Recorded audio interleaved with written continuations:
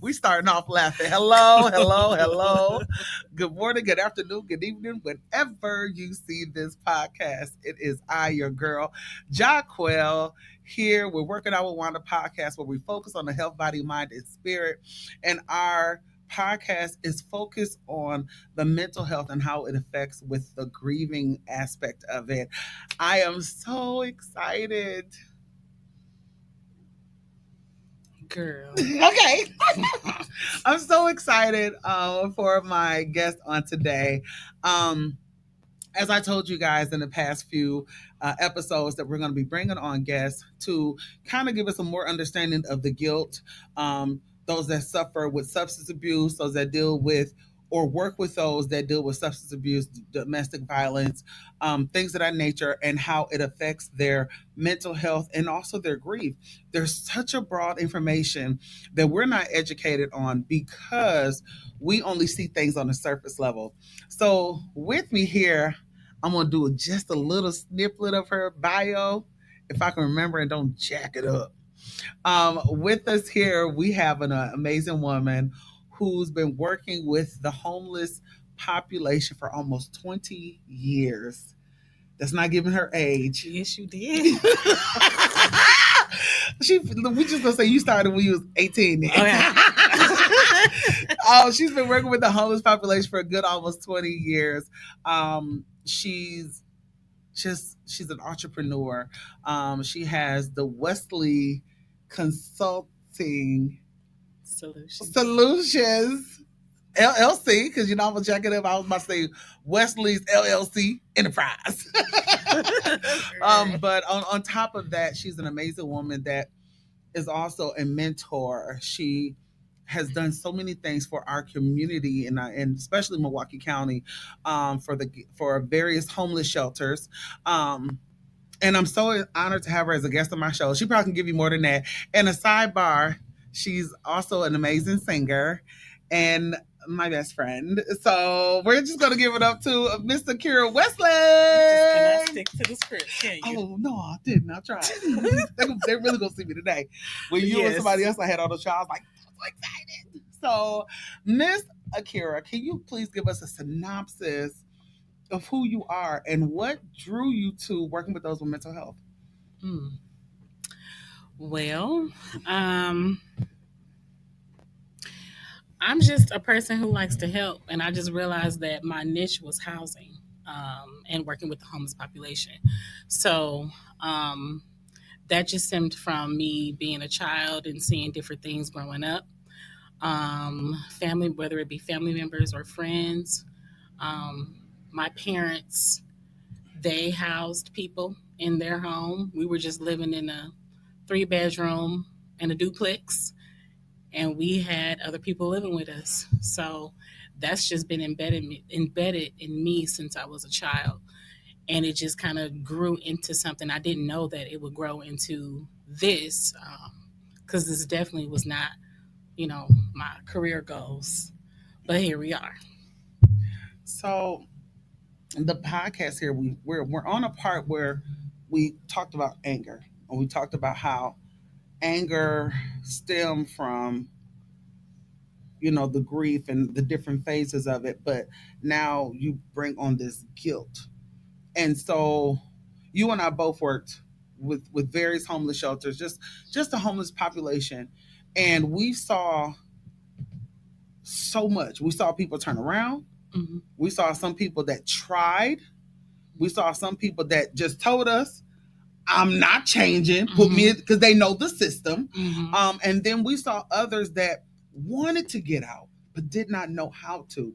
Can you help us, for those that don't understand the population that we serve, the population that we work with, and what we do to try to help them get acclimated to a better life? Working with individuals, first of all, let me go back a little bit. If you're working in a shelter, you are surrounded by people of different walks of life. Yeah. A lot of times you're not going to know that they are homeless unless they tell you. Then added on another piece, depending on how long they've been homeless, so that would be considered chronic, depending on the time and how many instances they've probably been out or counted Mm-hmm. in the city of Milwaukee for being homeless. Right. You deal with, okay, everybody wants a house, everybody wants to be housed, everybody wants this for the most part. Um, Actually going through the process is challenging Mm. for the person. Yeah. To house is easy. We've already developed the relationships, we have the funding, we know what to say, we know what to do. That's the easy part. Mm-hmm. But working with someone who don't believe that they can even get housed after all that they've been through, Yeah. that's where the real work comes in. Yeah. So, in doing all of that, trying to help them help themselves, it's challenging and it's a lot. And they have a lot of grief, a lot of insecurities, Mm-hmm. things that they never dealt with. People want to be reacclimated with family, but family don't want nothing to do with No, them. burnt out. Or they've been in so many programs Yeah. where they're like, hey, can we just work with somebody else? So doing that, um, and trying to help them kind of navigate through all of Yeah. that in housing, then when you finally house them, then it's like, okay, what are we what are we about to Yeah. get into Yeah. next? Because a lot of times you'll see that, especially if you're not in a voucher, like a actual long-term voucher program, Yeah. you're gonna see them homeless again, Again. which is so unfortunate because as somebody who was doing the direct service, it's like, but you worked so hard to get here. And then it's like, well, no, I changed my mind. Yeah. Yeah.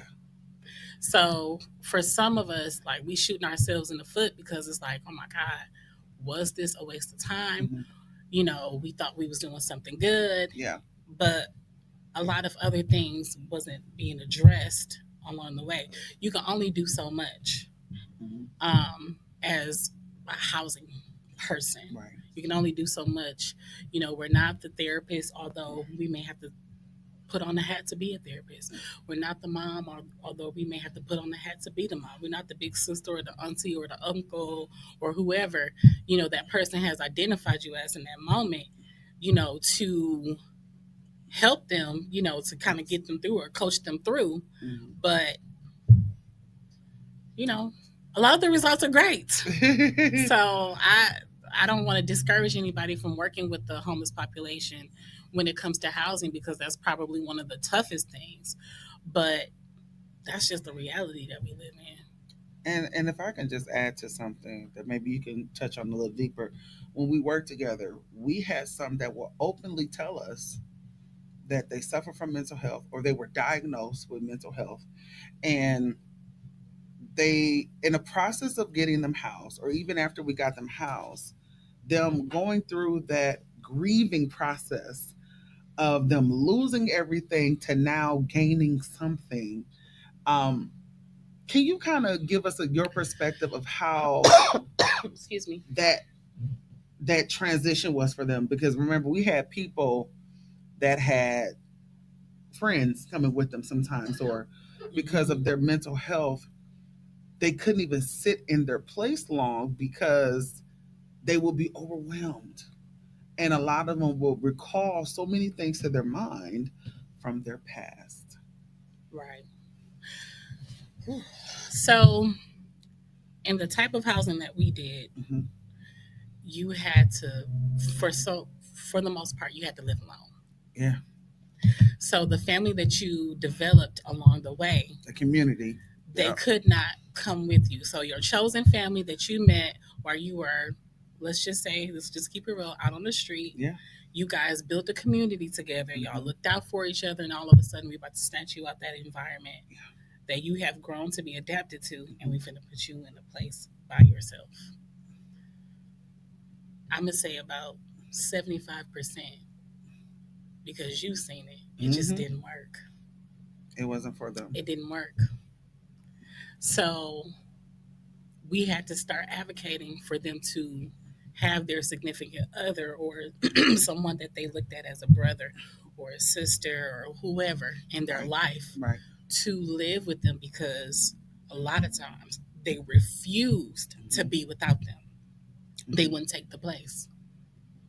Now, back in the day when I was doing this, Yeah. it was a little bit more easier because people understood, and um, it was, hey, you go to the shelter, you get in, or you get Yeah. into a program, you get in, you talk about housing, we move you in if Right. you're able, Right. if you show up. Mm-hmm. Um, and what I saw, that wasn't the case. A lot of things changed. So people were demanding Yeah. to be with their partners. People were demanding, like, I don't want to leave my kid, or, they were demanding. Yeah. And so we had to learn how to work together with other organizations, Mm-hmm. other community partners on how we can make this happen, Yeah. for them so Yeah. they could be successful. Sometimes we put the couples together and it worked out. Other times, not so much. Yeah. the police were, the Woo. police were involved. But yeah. I think that, um, and the reason why I wanted to talk about the homeless population is because I think we exclude them from grieving. I think we exclude them that they're, we assume, and I say as society assume that most people that are homeless because you choose not to work again, you choose not to do this, you choose not to do that. But working with the homeless population and actually being someone that was homeless, it's a whole different type of experience when you lose everything and you have nothing to stand on. And for the state of Wisconsin, if I'm wrong, correct me, even if you're living with someone Mm-hmm. and your name is not on the lease, you're still considered to be homeless. Mm-hmm. Um, and because of that, we think like, oh, I'm staying with a family member, I'm staying over here, I'm staying over there, that it's okay. You're still technically homeless, and I want to bring Yeah, that out there. you're considered to be at risk. Yeah. So if you're not at risk, or it's either imminent risk or at risk, Mm-hmm. not necessarily technically homeless according to HUD standards, but imminent and at risk. So if we're living together, your name is on the lease, but I'm just gonna be here, until I figure it Figure it out. out I'm at risk because you can put me out. any day. Any day. All right, that's Okay. enough. Sorry. I was going there. Felt it for somebody out there. I feel it. I feel it. Somebody about to get out. Cut it out. Okay. Um, you could essentially put me out, and then I have to figure it out, and then just kind of going through the process. I won't name any organizations or anything like that, but going through the process of trying to get on a list and trying to, go through the system and do it the right way. Sometimes doesn't render the results that you want, that you need right away. Mm-hmm. And as for me, I remember I was leaving a situation where they would consider domestic violence. And so trying to protect myself, to protect my child, trying to stay with family. Um, but according to, I guess, my case manager, well, if as they will call the abuser, if they knew where everyone else, that wasn't considered safe. So you had to go to a shelter. You had to go here. You had to go there. And I'm just like, can I just let me sleep with my car in, or let me just sleep when I go to work? Because I'm trying to find something that's going to somewhat make me not feel like I'm a horrible person because of what the seminar has said about people. Mm-hmm. But at the same time, I'm bleeding on the inside because I really don't even know how to vocalize what I'm going through. Not only that, I lost my job. Like, Right. well, our job had just shut down and closed. Mm-hmm. So, okay, how do we survive from that? Then you got the bills coming in. How do we survive from that? And it was like a domino effect. And then it's like, I'm still trying to be this great mom. I'm still trying to be this. I'm still trying to be that. I still want to get up every morning. And I manipulated, and I openly say that I manipulated my son day at that time. And I'm still trying to keep my head above water. I'm still trying to do the best things that I could. Did I have support from family and friends? Yes. But when you're still not don't have your own door, your own key to open up, I understand the homeless population where this doesn't work for me, where I got to do a room and board, but that's all they can afford at that time. Or you know I go to the things that make me comfortable. I understand why they go back and resort to the drugs and to the alcohol, to the various substance abuses, because it makes them feel okay. It wasn't okay for me, and but the pride, Mm-hmm. I was gonna say that. the pride of me Yeah. did not want people to be in my business, Mm-hmm. because I felt like I can do this, I can make this, I can figure it out. Mm-hmm. But I was struggling Mm-hmm. mentally, physically, emotionally. I got up, I worked, found another job, and I ended up working third shift. Mm-hmm. So that was my way of trying to go to sleep at night. You know what I'm saying? Mm-hmm. Trying to. I don't work for that job no more, but I was sleeping. Your girl was getting naughty. Right. Lord, I hope them kids didn't run away because I was slobbing. Don't take me on the don't take me on the podcast. Too late. I just tell y'all, I would be so exhausted. So when I get off, I would get off work, and then to my child, he didn't know we was going to the gym in the morning. So I found me a little part time. Thank God for the YMCA. Okay. And I was their water aerobics instructor. So I would, you get free membership, but they also had showers and stuff there too. So I would get my son in the morning, his clothes and stuff, because my third shift job also had a laundromat. So I was washing my clothes on third shift. Girl. Ooh, I'm telling them myself, I'll work for that no more. But I did all those things. I had to try to maximize my dollar because I wasn't getting money.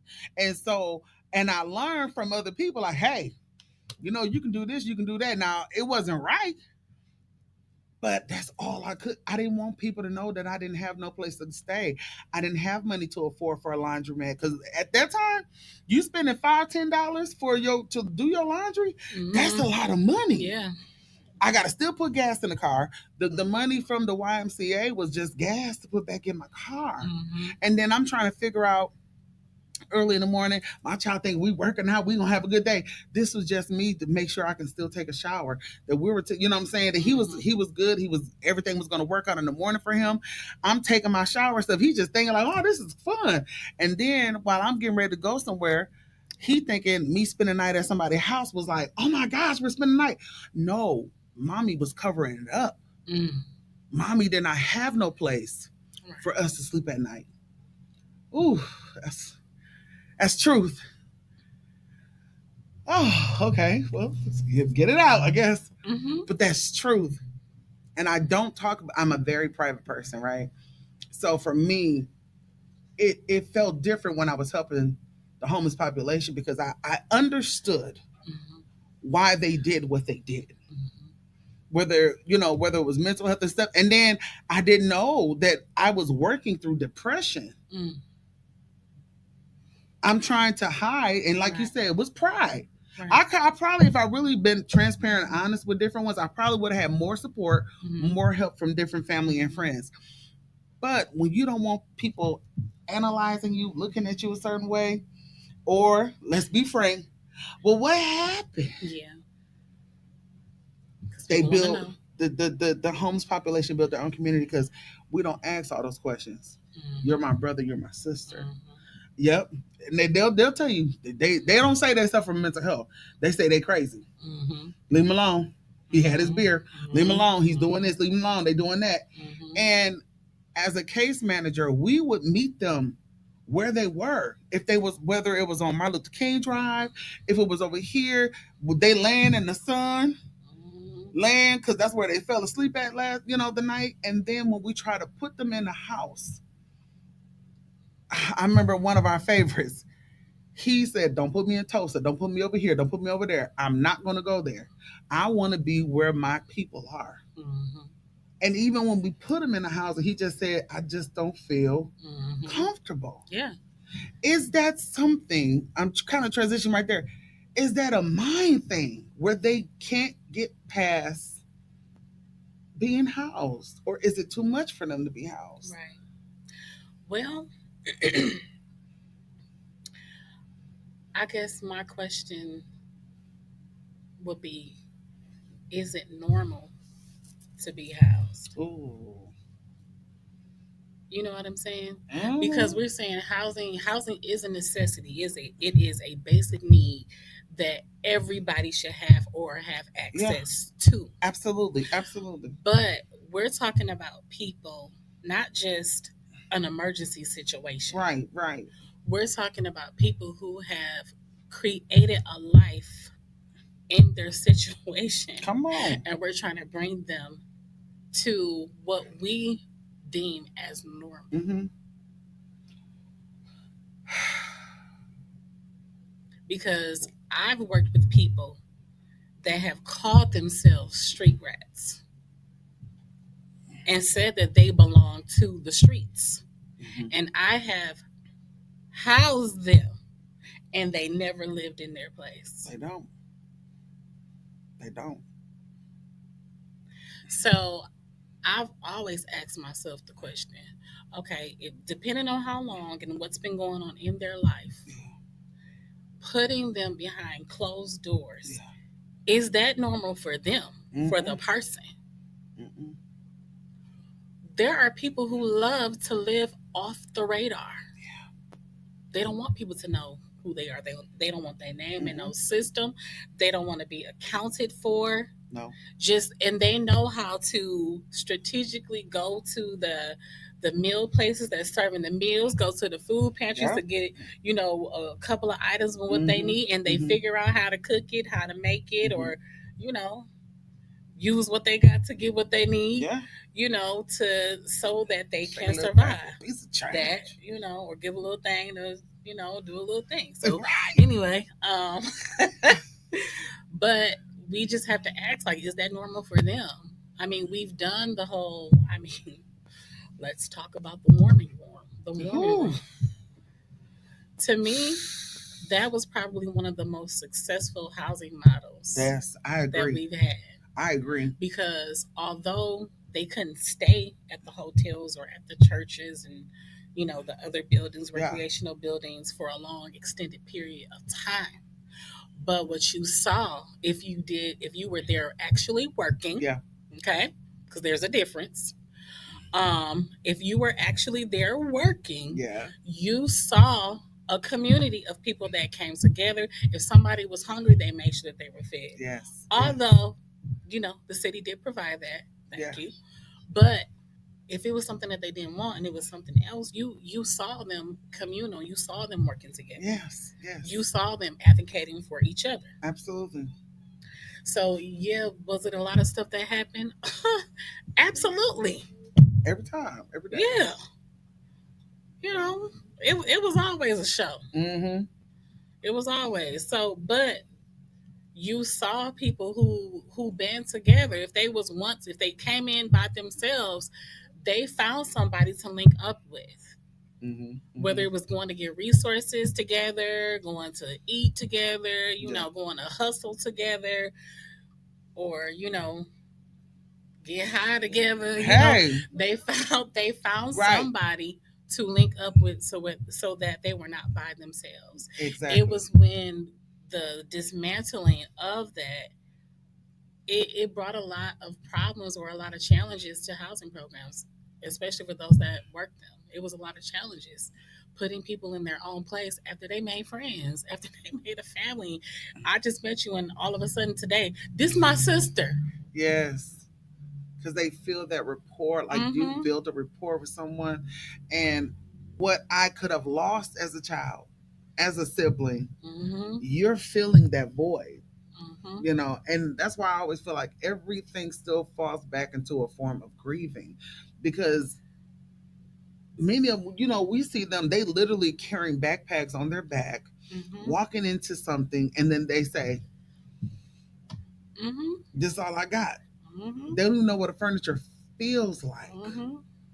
you know Yeah. I mean, we went into rooms where they rearranged you know, the entire room to fit what they felt was comfortable. You had people that put the mattress on the on the floor. floor. I was going to say, man, they slept on the floor. Uh They huh. didn't know what a bed actually felt like, Mm-hmm. and their process was, this, as you said, this is normal to me, Mm-hmm. Or this is temporary. I don't want to get comfortable because at any time I can get kicked out. because that's what has happened. Yep. Oh wait, we're gonna have to pause, y'all. We're gonna have to pause. Listen, y'all have to stay for part two. Hey, when time goes so fast, because I think the part that we want to focus on now is not only for people understanding, but those of us that are dealing with this, like me, just spilling my guts and talking about being homeless. I think we need to start being more vocal Mm-hmm.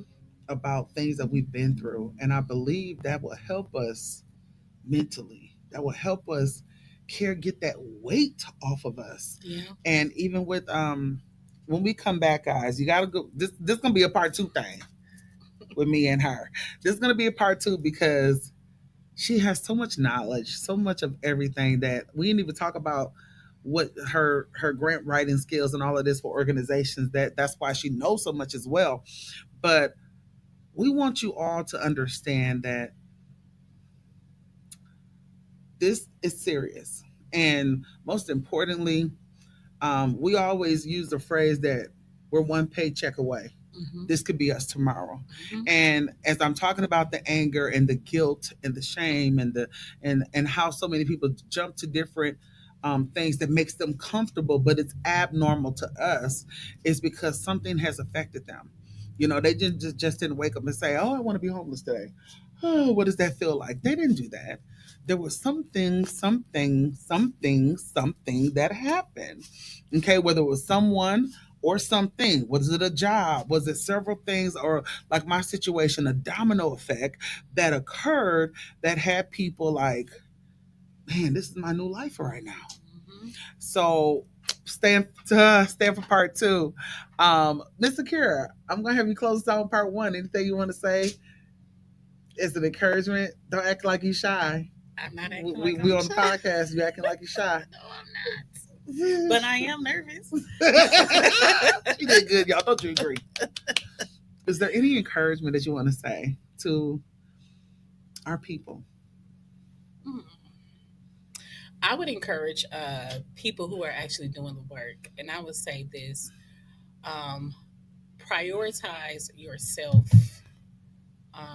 Don't let this work wear you out. Those of us who are purposed to actually do this, we understand the passion. Sometimes it Mhm. may feel like aggression to other systems and other organizations and other people, but don't give up on yourself, especially if you know that you're supposed to do this work.